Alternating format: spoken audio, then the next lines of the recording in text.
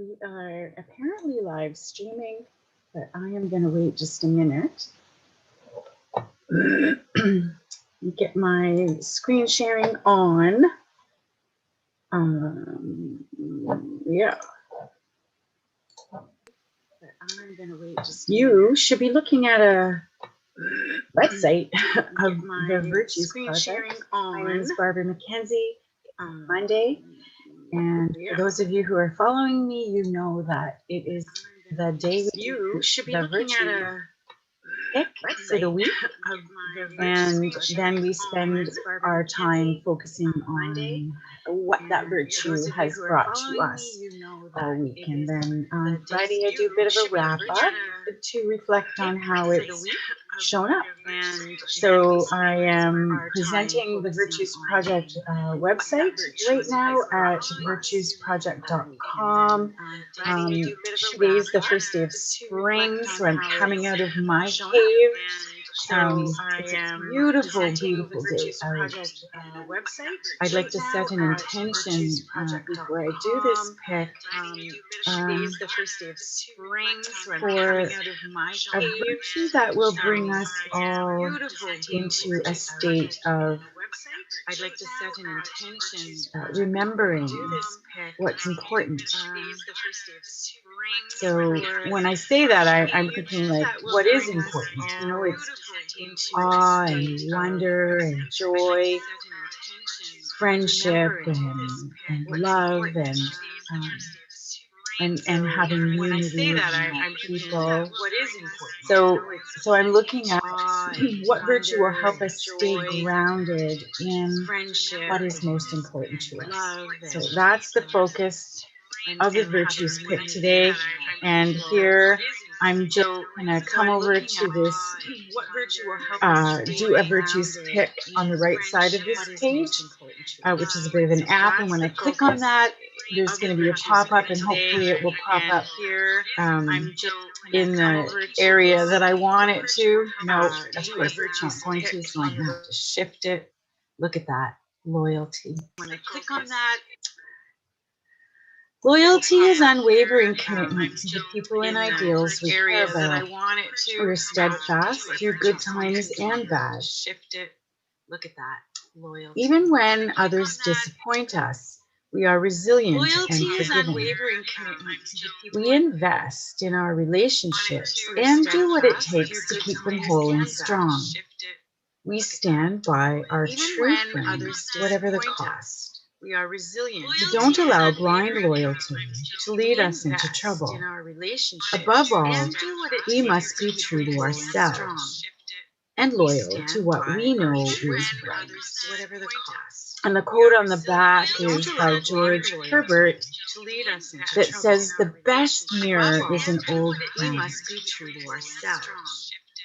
Practice of loyalty. I'm steadfastly committed to those I love. I stand by my loved ones through good times and bad. I forgive mistakes. I'm devoted to keeping my relationships strong. I do not allow misplaced loyalty to endanger me. My first commitment is to the truth. I'm thankful for the gift of loyalty.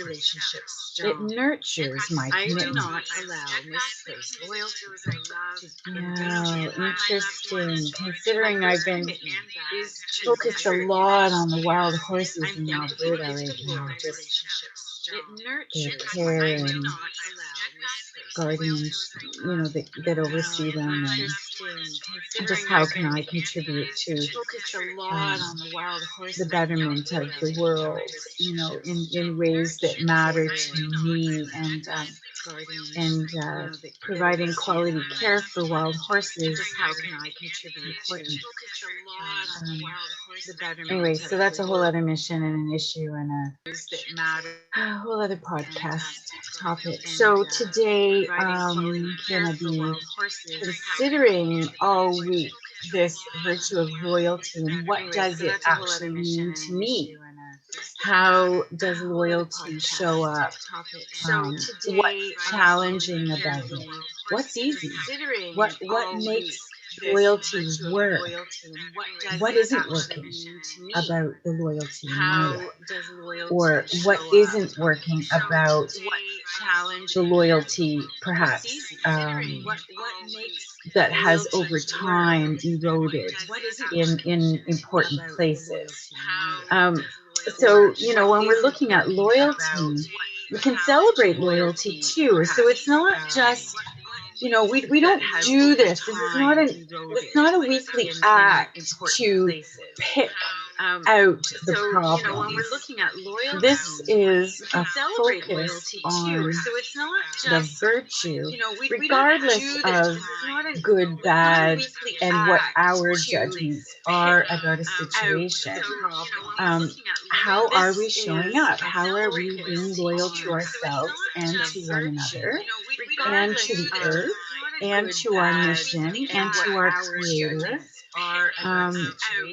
All of those things, I think, matter more and more. And now, the closer and closer that we are getting to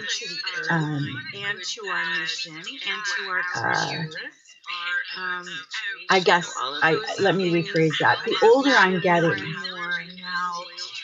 the more I see that the mission and the vision and the focus and the purpose, it's always been the same. There've been people talking about the energy of the world. There've been people talking about the grid and the positive, negative dynamics of people. There've been people talking about how those energetics metabolize in our bodies and how that manifests into illness. And they've been talking about this for decades and decades and decades. Since I was in my 20s, I've been talking about those things for 40 years. And so all of those things are still on the table for conversation right now, and they're actually more in the limelight. Same with virtues, when you think about it. When I started with the Virtues Project 15, 16-ish years ago, there was nobody using the word virtue. And these words were rarely seen out in the public eye. I think Nike might have been the first brand to pick up a word like loyalty and put it on the wall and sell shoes because of it.